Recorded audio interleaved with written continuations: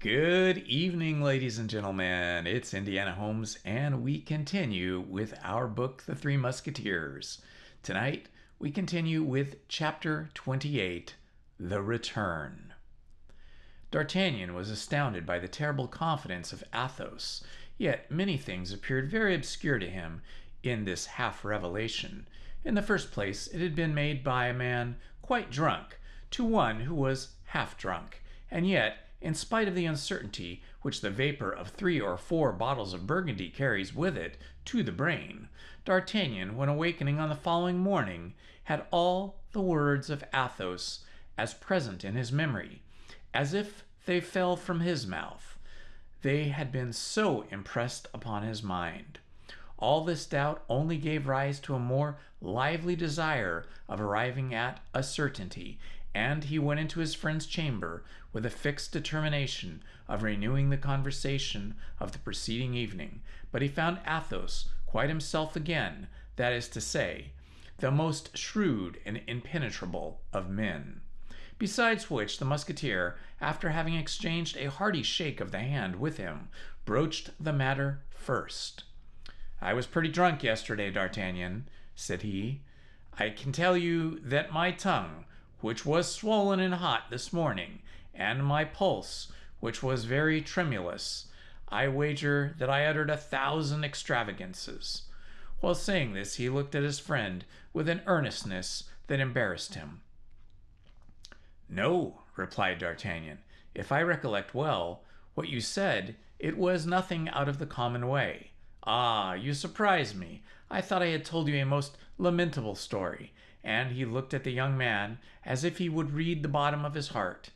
"My faith," said D'Artagnan, "it appears that I was more drunk than you, since I remember nothing of the kind." Athos did not trust this reply, and he resumed, "You cannot have failed to remark, my dear friend, that everyone has his particular kind of drunkenness, sad or gay. My drunkenness is always sad, and when I am thoroughly drunk, my mania is to relate all the lugubrious stories which my foolish nurse inculcated into my brain. That is my failing, a capital failing, I admit, but with that exception, I am a good drinker." Athos spoke this in so natural a manner that D'Artagnan was shaken in his conviction. "Is it that, then?" replied the young man, anxious to find out the truth. "Is it that, then, I remember as we remember a dream? We were speaking of hanging." "Ah, you see how it is," said Athos, becoming still paler, but yet attempting to laugh. "I was sure it was so, the hanging of people in my nightmare." "Yes, yes," replied D'Artagnan. "I remember now. Yes, it was about... Stop a minute. Yes, it was about a woman." "That's it," replied Athos, becoming almost livid. "That is my grand story of the fair lady, and when I relate that, I must be very drunk." "Yes, that was it," said D'Artagnan, "the story of a tall, fair lady with blue eyes." "Yes, who was hanged." "By her husband, who was a nobleman of your acquaintance," continued D'Artagnan, looking intently at Athos. "Well, you see how a man may compromise himself when he does not know what he says," replied Athos, shrugging his shoulders as if he thought himself an object of pity. "I certainly never will get drunk again, D'Artagnan. It is too bad of a habit." D'Artagnan remained silent, and then, changing the conversation all at once, Athos said, "By the by, I thank you for the horse you have brought me. Is it your mind?" asked D'Artagnan. "Yes, but it is not a horse for hard work. You are mistaken. I rode him nearly 10 leagues in less than an hour and a half, and he appeared no more distressed than if I had only made a tour of the Place de Sulpice." "Ah, you begin to awaken my regret." "Regret? Yes, I have parted with him." "How?" "Why, here is a simple fact. This morning I awoke at 6 o'clock. You were still fast asleep, and I did not know what to do with myself. I was still stupid from our yesterday's debauchery. As I came into the public room, I saw one of our English bargaining with a dealer for a horse, his own having died yesterday from bleeding. I drew near and found he was bidding 100 pistoles for a chestnut rag. "Pardieu," said I. My good gentleman, I have a horse to sell too. I, and a very fine one. I saw him yesterday. Your friend's lackey was leading him. Do you think he is worth 100 pistoles? Yes. Will you sell him to me for that sum? No, but I will play for him. What? At dice. No sooner had I said than done, and I lost the horse. Ah, but please do observe I won back the equipage, cried Athos. D'Artagnan looked much disconcerted. This vexes you, said Athos. Well, I must confess it does, replied D'Artagnan. That horse was to have been identified us in the day of battle. It was a pledge, a remembrance. Athos, you have done wrong. But, my dear friend, put yourself in my place, replied the Musketeer. I was hipped to death, and still further, upon my honor. I don't like English horses. If it is only to be recognized, why, the saddle will suffice for that. It is quite remarkable enough. As to the horse, we can easily find some excuse for its disappearance. Why the devil, a horse is mortal. Suppose mine had the glanders or the farcy. D'Artagnan did not smile. It vexes me greatly, continued Athos, that you attach so much importance to these animals, for I am not yet at the end of my story. What else have you done? After having lost my horse, 9 against 10, see how near, I formed the idea of staking yours. Yes, but you stopped at that idea, I hope. No, for I put it in execution that very minute. And the consequence, said D'Artagnan in great anxiety. I threw and I lost. What? My horse? Your horse 7 against 8, a point short, you know the proverb. Athos, you are not in your right senses, I swear. My dear lad, that was yesterday, when I was telling you silly stories. It was proper to tell me that, and not this morning. I lost him then, with all his appointments and furniture. Really, this is frightful. Stop a minute, you don't know it all yet. I should make an excellent gambler if I were not too hot-headed. But I was hot-headed, just as if I had been drinking. Well, I was not hot-headed then. Well, but what else could you play for? You had nothing left. Oh, yes, my friend. There was still that diamond left which sparkles on your finger, and which I had observed yesterday. This diamond? Said D'Artagnan, placing his hand eagerly over his ring. And as I am a connoisseur of such things, having had a few of my own once, I estimated it at 1,000 pistoles. I hope, said D'Artagnan, half dead with fright, made no mention of my diamond. On the contrary, my dear friend, this diamond became our only resource. With it, I might regain our horses and their harnesses, and even money to pay our expenses on the road. Athos, you make me tremble, cried D'Artagnan. I mentioned your diamond then to my adversary, who had likewise remarked it. When the devil, my dear, do you think you can wear a star from heaven on your finger and nobody observe it? Impossible. Go on, my dear fellow, said D'Artagnan, for upon my honor you will kill me with your indifference. We divided, then, this diamond into 10 parts of 100 pistoles each. You are laughing at me, and want to try me, said D'Artagnan, whom anger began to take by the hair, as Minerva takes Achilles in the Iliad. No, I do not jest, mordieu. I should like to have seen you in my place. I had been 15 days without seeing a human face, and had been left to brutalize myself in the company of bottles. That was no reason for staking my diamond, replied D'Artagnan, closing his hand with a nervous spasm. Hear the end. 10 parts of 100 pistoles each. In 10 throws, without revenge. In 13 throws, I had lost all in 13 throws. The number 13 was always fatal to me. It was on the 13th of July that... Ventrebleu! Cried D'Artagnan, rising from the table, the story of the present day making him forget that of the preceding one. Patience, said Athos. I had a plan. The Englishman was unoriginal. I had seen him conversing that morning with Grimaud, and Grimaud had told me that he had made him proposals to enter his service. I staked Grimaud. The silent Grimaud divided into 10 portions. Well, what next? Said D'Artagnan, laughing in spite of himself. Grimald himself, understand, and with the 10 parts of Grimald, which are not worth a ducatoon, I regained the diamond. Tell me now, if persistence is not a virtue. My faith, but this is droll, cried D'Artagnan, consoled and holding his sides with laughter. You may guess, finding the luck turned, that I again staked the diamond. The devil! Said D'Artagnan, becoming angry again. I won back your harnesses, then your horse, then my harness, then my horse, and then I lost again. In brief, I regained your harness and then mine. That's where we are. That was a superb throw, so I left off there. D'Artagnan breathed as if the whole holstery had been removed from his breast. Then the diamond is safe, said he, timidly. Intact, my dear friend, besides the harness of your Bucephalus and mine. But what is the use of a harness without horses? I have an idea about them. Athos, you make me shudder. Listen to me.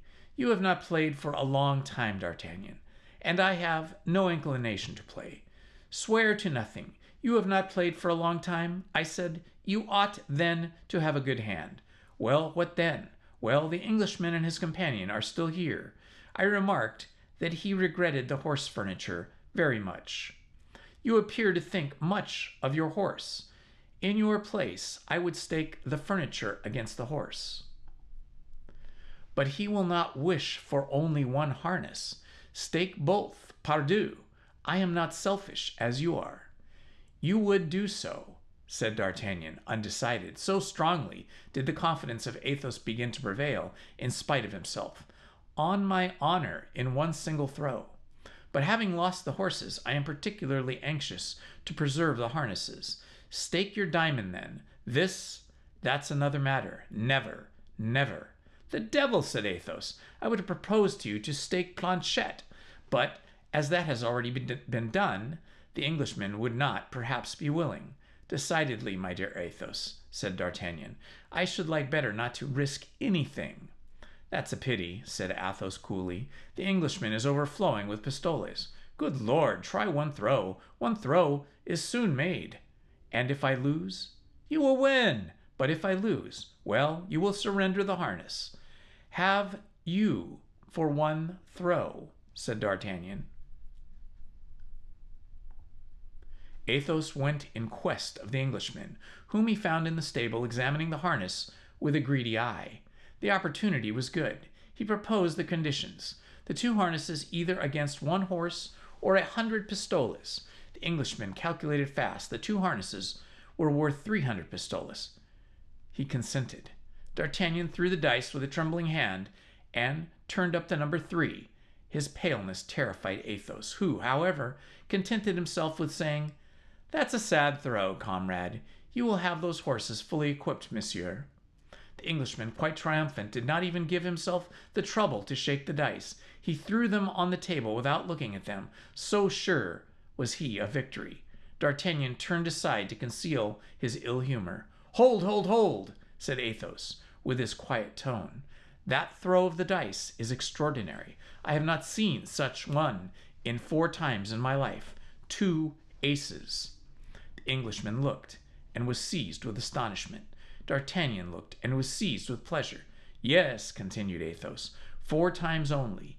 Once at the house of Monsieur Crequy, another time at my house in the country, in my chateau when I had a chateau, a 3rd time at Monsieur de Treville's, where it's surprised us all, and the 4th time at a cabaret, where it fell to my lot, and where I lost 100 louis and a supper on it.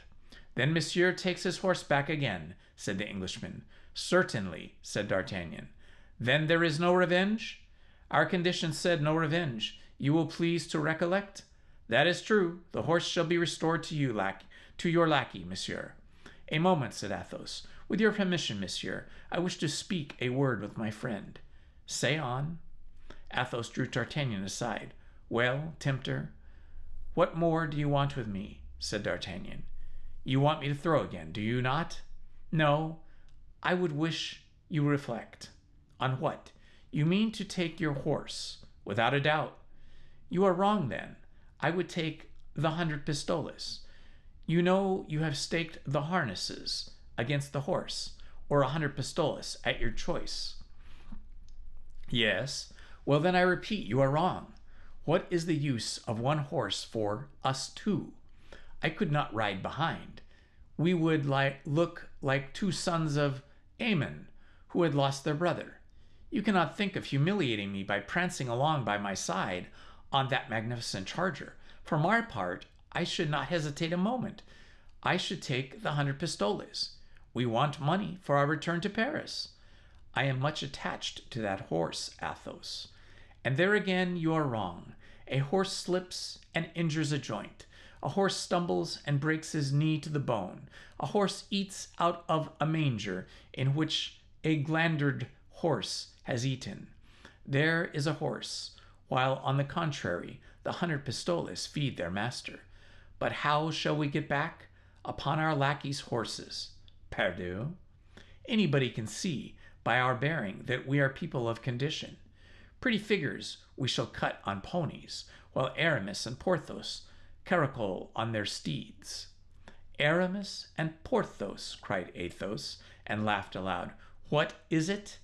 Asked D'Artagnan, who did not at all comprehend the hilarity of his friend. Nothing, nothing. Go on. Your advice, then.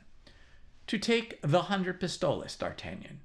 With 100 pistoles we can live well to the end of the month.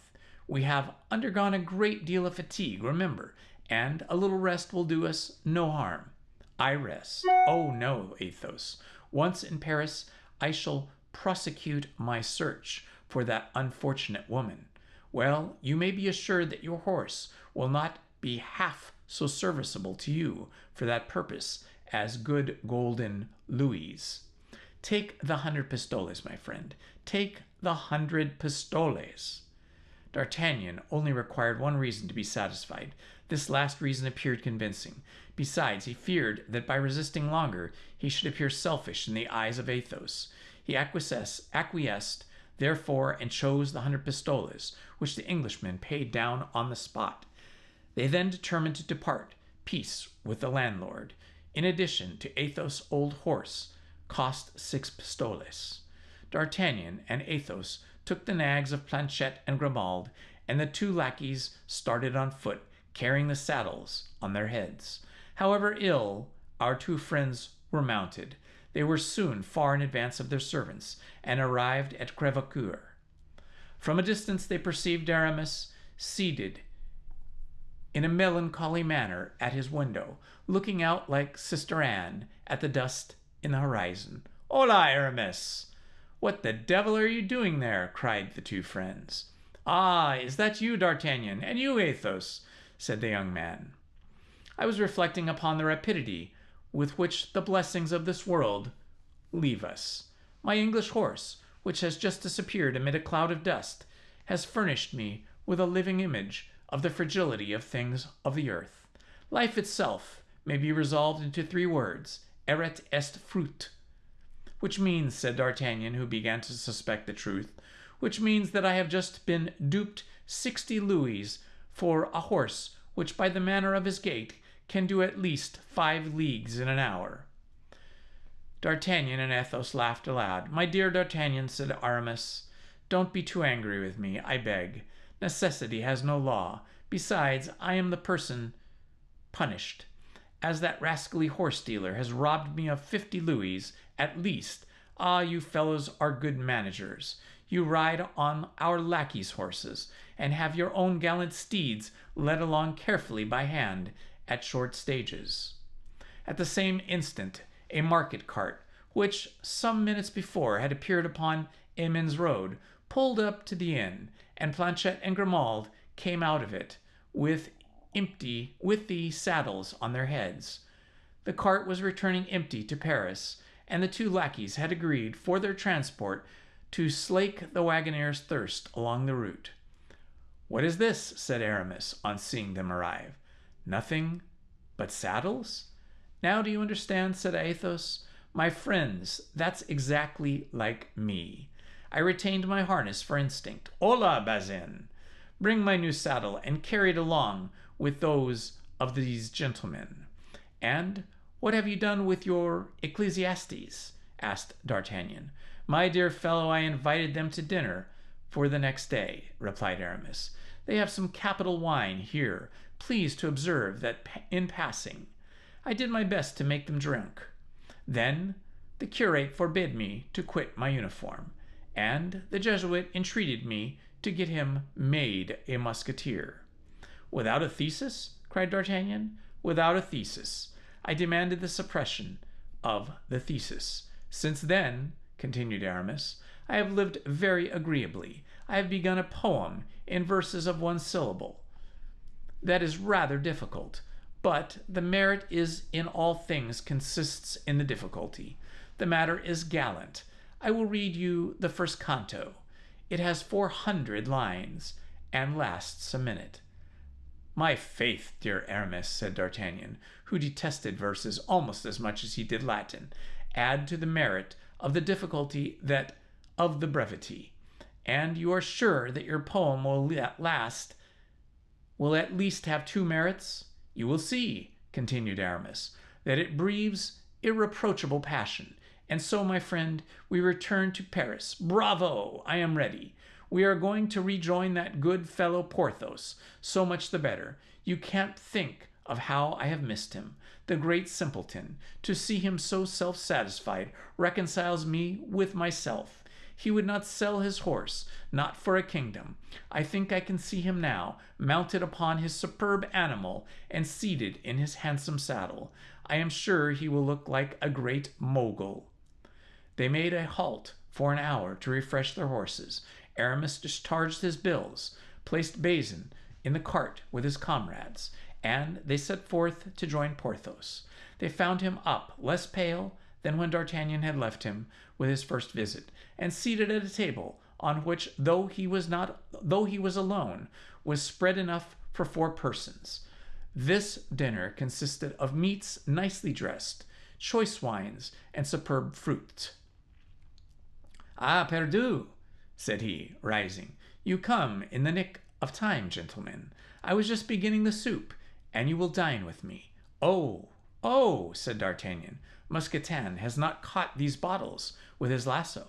Besides, here is a piquant fricandeau and a fillet of beef.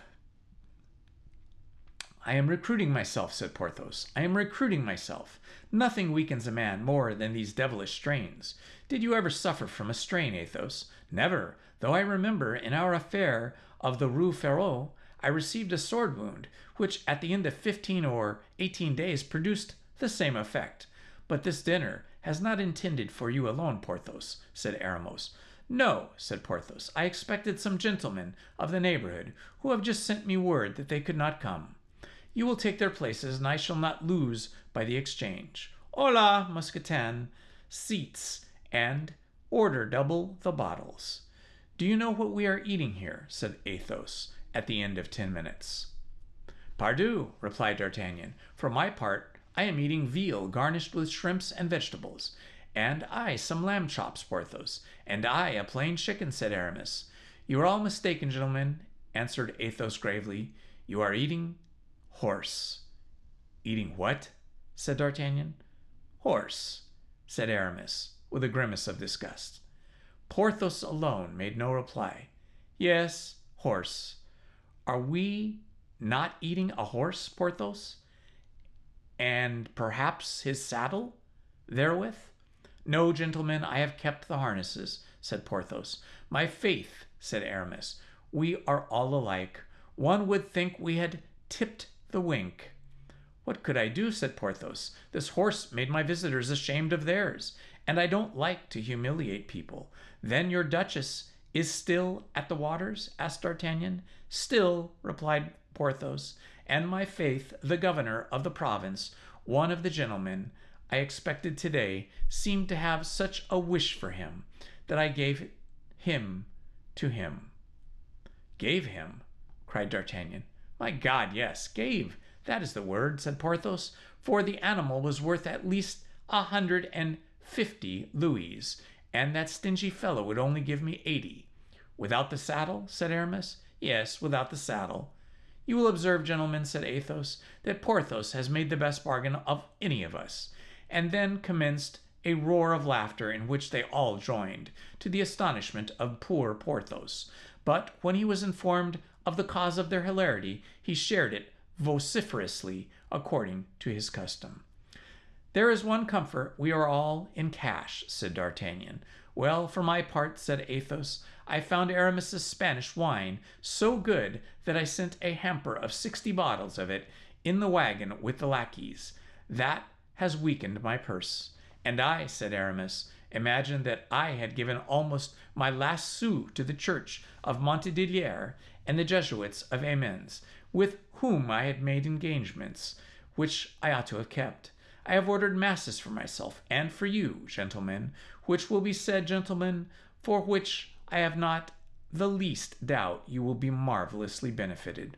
And I, said Porthos, do you think my strain cost me nothing, without reckoning Mousquetain's wound, for which I had to have the surgeon twice a day, and who charged me double on account of that foolish Mousquetain having allowed himself a ball in the part of which people generally only show to an apothecary. So I advised to him, try never to get wounded there any more. Aye, said Athos, exchanging a smile with D'Artagnan and Aramis. It is very clear you acted nobly with regard to the poor lad that is like a good master. In short, said Porthos, when all my expenses are paid, I shall have at most 30 crowns left. And I about 10 pistoles, said Aramis. Well, then it appears that we are all the Croesuses of society. How much have you left of your 100 pistoles, D'Artagnan? Of my 100 pistoles? Why, in the first place, I gave you 50. You think so? Perdu. Ah, that is true, I recollect. Then I paid the host 6. What a brute of a host. Why did you give him 6 pistoles? You told me to give them to him. It is true, I am too good-natured. In brief, how much remains? 25 pistoles, said D'Artagnan. And I, said Athos, taking some small change from his pocket. I? You? Nothing. My faith, so little that it is not worth reckoning with the general stock. Now then, let us calculate how much we possess in all. Porthos, 30 crowns. Aramis, 10 pistoles. And you, D'Artagnan, 25. That makes in all, said Athos, 475 livres, said D'Artagnan, who reckoned like Archimedes. On our arrival in Paris, we shall still have 400 besides the harnesses, said Porthos. But our troop horses, said Aramis. Well, of the 4 horses, our lackeys will make 2 for the masters, for which we will draw lots. With the 400 livres, we will make the half of 1 for 1 of 1 unmounted, and then we will give the turnings out of our pockets to D'Artagnan, who has a steady hand, and will go and play in the first gaming house. Welcome, too. There. Let us dine, then, said Porthos. It's getting cold. My friends, at ease with regard to furniture or future, did honor to the repast, and the remains of which were abandoned to Mousquetin, Bazin, Planchet, and Grimaud. On arriving in Paris, D'Artagnan found a letter from M. de Tréville, which informed him that, at his request, the king had promised that he should enter the company of the Musketeers. As this was the height of D'Artagnan's worldly ambition apart, be it well understood, from his desire of finding Madame Boncheneux he ran, full of joy, to seek his comrades, whom he had left only half an hour before, but whom he found very sad and deeply preoccupied.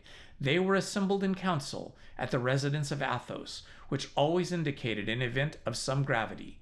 M. de Tréville had intimated to them His Majesty's fixed intention to open the campaign on the 1st of May, and they must immediately prepare their outfits. The 4 philosophers looked at one another in a state of bewilderment. Monsieur de Tréville never jested in matters relating to discipline. "And what do you reckon your outfit will cost?" said D'Artagnan. "Oh, we can scarcely say. We have made our calculations with Spartan, and Spartan economy it is, and we each require 1,500 livres. 4 times 15 makes 60,000 livres," said Athos. "It seems to me," said D'Artagnan, "with 1,000 livres each, I do not speak as a Spartan, but as a procurateur." This word, procurateur, roused Porthos. "Stop," said he. "I have an idea." "Well, that's something, for I have not the shadow of one," said Athos coolly. "But as D'Artagnan, gentlemen, the idea of belonging to ours has driven him out of his senses. 1,000 livres? For my part, I declare I want 2,000. 4 times 2 makes 8. Then said Aramis, "It is 8,000 that we want to complete our outfits, toward which, it is true, we have already the saddles." "Besides," said Athos, waiting till D'Artagnan, who went to thank Monsieur de Tréville, had shut the door, "besides, there is that beautiful ring which beams from the finger of our friend. What the devil, D'Artagnan is too good of a comrade to leave his brothers in an embarrassment while he wears the ransom of a king on his fingers." Well, how interesting. We see now that the Musketeers have a little bit of a gambling problem, not to mention their very big drinking problem. And it seems they will take chances to the very end. But now it is time for another adventure where they will mount a campaign, that is, to go to war for the king. My friends, we continue with the Three Musketeers with chapter 29, Hunting for the Equipments. The most preoccupied of the 4 friends was certainly D'Artagnan, although he, in his quality of guardsman, would be much more easily equipped than the messieurs and of the Musketeers, who were all of high rank. But our Gascon cadet was, as many have been observed, of a provident and almost avaricious character, and with that, so vain as almost to rival Porthos. To his preoccupation of his vanity, D'Artagnan at this moment joined an uneasiness much less selfish. Notwithstanding all his inquiries respecting Madame Boncheneux, he could obtain no intelligence of her. Monsieur de Tréville had spoken of her to the queen. The queen was ignorant where the mercer's young wife was, but had promised to have her sought for. But this promise was very vague and did not at all reassure D'Artagnan. Athos did not leave his chamber. He made up his mind not to take a single step to equip himself. "We have still 15 days before us," said he to his friends. "Well, if at the end of a fortnight I have not found anything, or rather if nothing has come to find me, as I am too good a Catholic to kill myself with a pistol bullet, I will seek a good quarrel with 4 of his Eminence's guards, or with 8 Englishmen, and I will fight until one of them has killed me, which, considering the number, cannot fail to happen. It will then be said of me that I died for the king, so that I shall have performed my duty without the expense of an outfit." Porthos continued to walk about with his hands behind him, tossing his head and repeatedly saying, "I shall follow up on my idea. I shall follow up on my idea." Aramis, anxious and negligently dressed, said nothing. It may be seen by these disastrous details that desolation reigned in the community. The lackeys, on their part, like the courtiers of the Hippolytus, shared the sadness of their masters. Mousquetin collected a store of crusts. Bazin, who had always been inclined to devotion, never quit the churches. Planchet watched the fight of the flies, and Grimaud, whom the general distress could not induce to break the silence imposed by his master, heaved sighs enough to soften the stones. The 3 friends, for, as we have said, Athos had sworn not to stir a foot to equip himself, went out early in the morning, and returned late at night. They wandered about the streets, looking at the pavement, as if to see whether the passengers had not left a purse behind them. They might have been supposed to be following tracks, so observant were they whenever they went out. When they met, they looked desolately at one another, as much as to say, "Have you found anything?" However, Porthos had first found an idea, and had thought of it earnestly afterward. He was the first to act.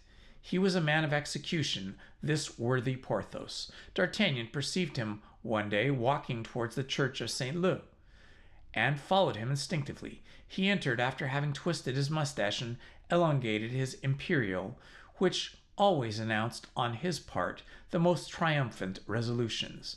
As D'Artagnan took some precautions to conceal himself, Porthos believed he had not been seen. D'Artagnan entered behind him. Porthos went and leaned against the side of the pillar. D'Artagnan, still unperceived, supported himself against the other side. There happened to be a sermon, which made the church very full of people. Porthos took advantage of this circumstance to ogle the women. Thanks to the cares of Monsieur, the exterior was far from announcing the distress of the interior. His hat was a little napless, his feather was a little faded, his gold lace was a little tarnished, and his laces were a trifle frayed. But in the obscurity of the church these things were not seen, and Porthos was still the handsome Porthos. D'Artagnan observed on the bench nearest the pillar, which Porthos leaned, a sort of ripe beauty, rather yellow and rather dry, but erect and haughty under her black hood. The eyes of Porthos were furtively cast upon this lady, and then roved about at large over the nave. On her side, the lady, who from time to time blushed, darted with the rapidity of lightning a glance toward the inconstant Porthos, and then immediately the eyes of Porthos wandered anxiously. It was plain that this mode of proceeding piqued the lady in the black hood, for she bit her lip till they bled, scratched the end of her nose, and could not sit still in her seat.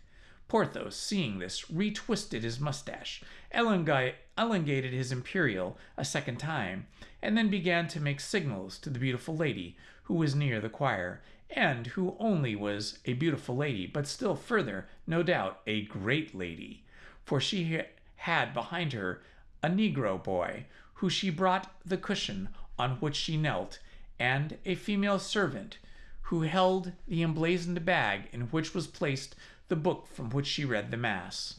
The lady with the black hood followed through all their wanderings, and looks of Porthos perceived that they rested upon the lady with the velvet cushion, the little Negro, and the maidservant.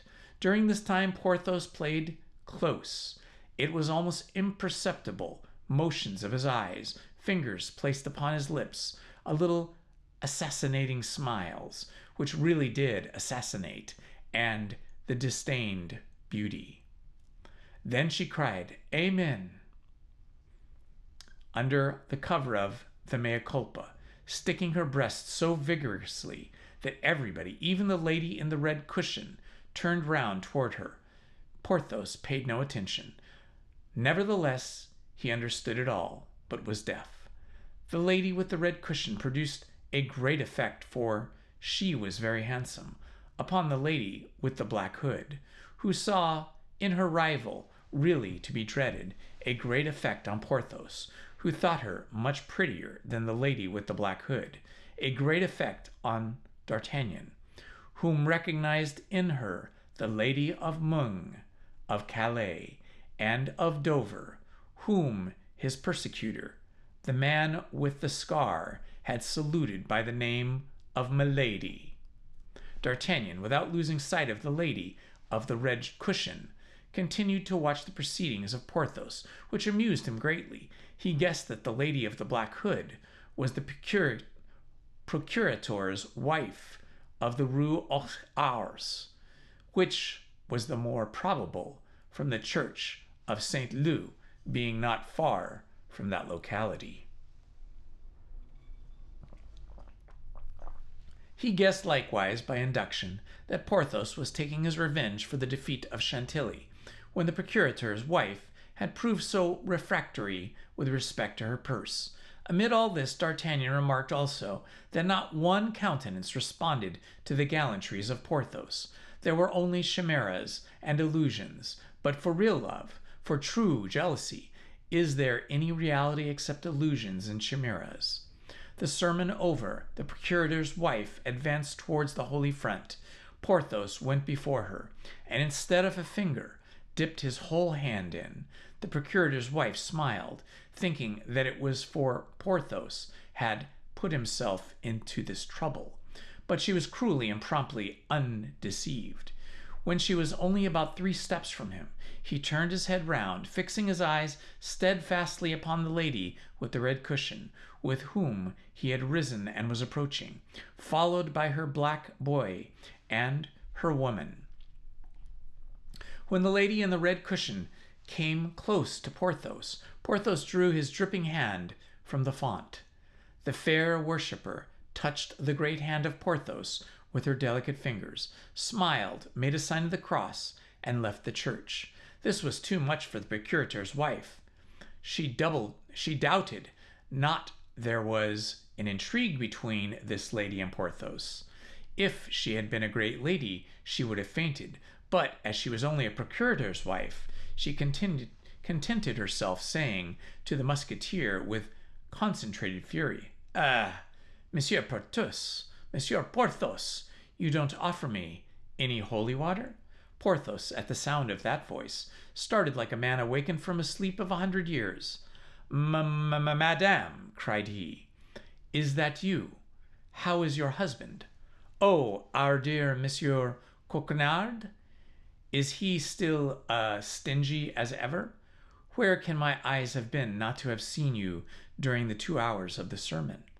I was within 2 paces of you, monsieur, replied the procurator's wife, but you did not perceive me because you had no eyes but for the pretty lady to whom you just now gave the holy water.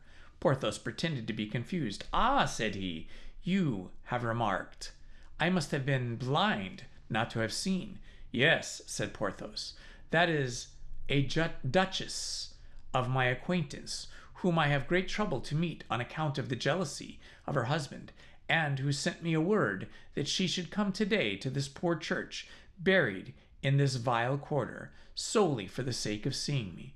Monsieur Porthos, said the procurator's wife, you will have the kindness to offer me your arm for 5 minutes. I have something to say. Certainly, madame, said Porthos, winking to himself, as a gambler does, who laughs as the dupe is about to pluck. At that moment, D'Artagnan passed in pursuit of Milady. He cast a passing glance at Porthos, and beheld this triumphant look. Said he, reasoning to himself according to the strangely easy morality of that gallant period, there is one who will be equipped in good time. Porthos, yielding to the pleasure of the arm of the procurator's wife, as a bark yields to the rudder, arrived at the cloister of Saint Magloire, a little frequented passage, enclosed with a turnstile at each end. In the daytime nobody was seen there but mendicants devouring their crusts and children at play. Ah, Monsieur Porthos, cried the procurator's wife, when she had assured that no one who was a stranger to the population of the locality could either see or hear her. Ah, Monsieur Porthos, you are a great conqueror, as it appears. I, madame, said Porthos, drawing himself up so proudly. How so? The signs just now, and the holy water. But that must be a princess, at least. That lady with her Negro boy and maid? My God, madame, you are deceived, said Porthos. She is simply a duchess. And that running footman who waited at the door, and that carriage with a coachman in the grand livery who sat waiting on his seat, Porthos had seen neither the footman nor the carriage, but with an eye of a jealous woman, Madame Coquenard had seen everything. Porthos regretted that he had not once made the lady of the red cushion a princess.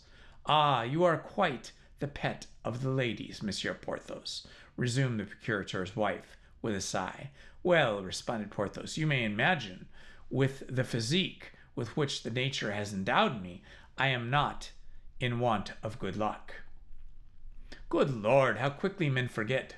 cried the procurator's wife, raised her eyes toward heaven. "Less quickly than the women, it seems to me," replied Porthos. "For I, madame, I may say I was your victim. When I was wounded, dying, I was abandoned by the surgeons. I, the offspring of a noble family, who placed reliance upon your friendship. I was near dying of my wounds at first, and of hunger afterwards in a beggarly inn in Chantilly, without you ever designing or deigning once to reply to the burning letters I addressed to you." "But, Monsieur Porthos," murmured the procurator's wife, who began to feel that, to judge by the conduct of the great ladies of the time, she was wrong. "I, who had sacrificed for you the Baron de... I know it well, the Comtesse de... Monsieur Porthos, be generous." "You are right, madame, and I will not finish. But it was my husband who would not hear of lending." "Madame Coquenard," said Porthos, "remember the first letter you wrote me, and which I preserve engraved in my memory." The procurator's wife